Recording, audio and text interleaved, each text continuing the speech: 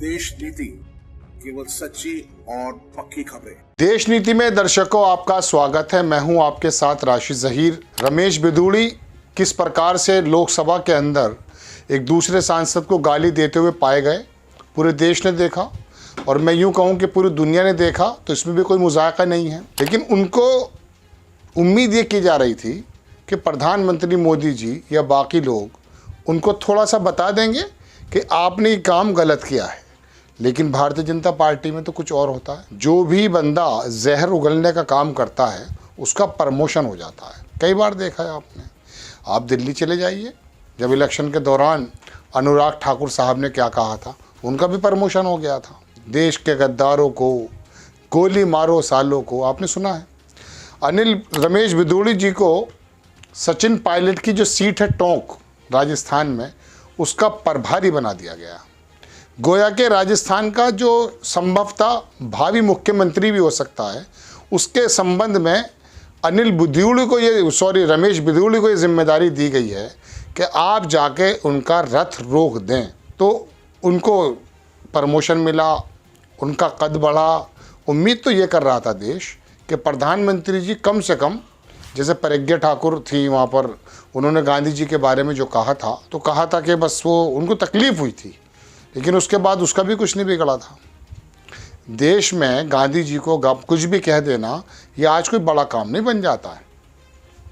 लेकिन रमेश बिदूड़ी ने जिस प्रकार से बातें कही और देश के अंदर हंगामा भी कटा हुआ है, एक समाज को गाली बक दी गई और फिर भी उनका कुछ नहीं बिगड़ा, बल्कि उनका लगभग प्रमोशन करते हुए बताया गया कि आप जाइए टोंक राजस्थान की उस सीट पर जहां गुर्जर और मुस्लिम रहते हैं, वहां ध्रुवीकरण कर दीजिएगा। जानते हैं आप, राजेश पायलट के बेटे हैं सचिन पायलट। अब सचिन पायलट गुर्जर और मुस्लिमों का कॉम्बिनेशन से वहां जीतते हैं।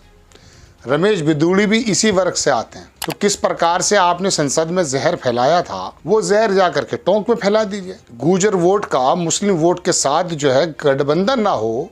आपने ताज़े आप जो हैं अभी परफॉर्मेंस दे कर आए हैं, किस प्रकार से आप वहाँ जाके घेराबंदी करते हैं और जहर फैलाते हैं। ये है भारतीय जनता पार्टी का मूल चरित्र। कहते हैं ना, पार्टी विद द डिफरेंस।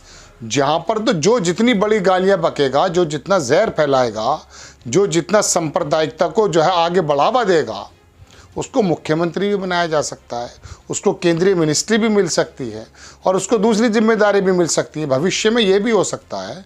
ये बिदूड़ी साहब, आपको अगर भारतीय जनता पार्टी आती है, चांसेस तो नहीं है दिल्ली में आने के, लेकिन इनको चीफ मिनिस्टर ही बनाया जा सकता है।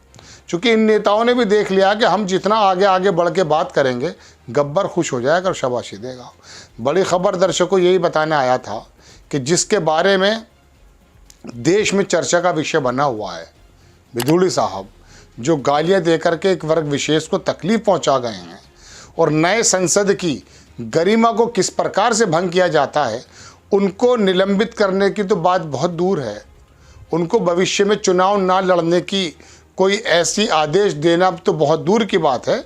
उनको नई जिम्मेदारी दी गई है कि साहब चलिए राजस्थान, और वहाँ मुस्लिम जो वोट हैं, ज़्यादा वोट हैं टोंक में, जो मैं आपको बताना चाहूँ, अच्छा वोट है। पहले वहाँ से वसुंधरा राजे के एक मिनिस्टर हुआ करते थे, यूनुस खान, PWD और ट्रांसपोर्टेशन मिनिस्ट्री उन्हीं के पास थी। काफ़ी अच्छा काम किया था उन्होंने। तो वहाँ सचिन पायलट वहीं से विधायक भी हैं। तो सचिन पायलट की घेराबंदी कीजिए, नफरती बातें बोलकर। नज़र रहेगी कि किस प्रकार से टोंक में उन्होंने अपनी प्रीवियस परफॉर्मेंस को दोहराते हुए, पहले भी काफ़ी कर चुके हैं। ये महिलाएं आई थी, बच्चे क्यों पैदा हो गए, और केजरीवाल साहब के बारे में भी कुछ कहा था। जानते हैं आप, पुरानी इनका रिकॉर्ड लेने की ज़रूरत नहीं है। लेकिन बात ये चल रही है कि दर्शकों, जो जितना बड़ा, अब मैं क्या अल्फाज इस्तेमाल करूँ, एक शेर याद आ रहा था मुझे, लेकिन वो शेर मैं बोलना नहीं चाहता। वजह उसकी ये है कि जो मैं इस वाले एपिसोड से बिल्कुल अलग बात बता रहा हूँ कि शहर में वो राज करता है जो ज़्यादा बड़ा बदमाश होता है।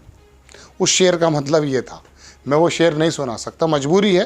लेकिन बहरहाल दर्शकों, ये एक बात ये भी है, आपकी स्क्रीन पे मैं खबर भी लगा देता हूँ। मैं अपनी बातें कह गया कि संसद में अभद्र टिप्पणी करने वाले बिदूड़ी को बड़ी जिम्मेदारी, बीजेपी ने सचिन पायलट को ज़िले का प्रभारी बनाया। ये है मेन खबर। आपको खबर कैसी लगी अपनी राय कमेंट्स बॉक्स में ज़रूर दीजिए। चैनल को सब्सक्राइब कीजिए, शेयर कीजिए। नेक्स्ट टाइम मैं किसी खबर के साथ आता हूँ। जय हिंद।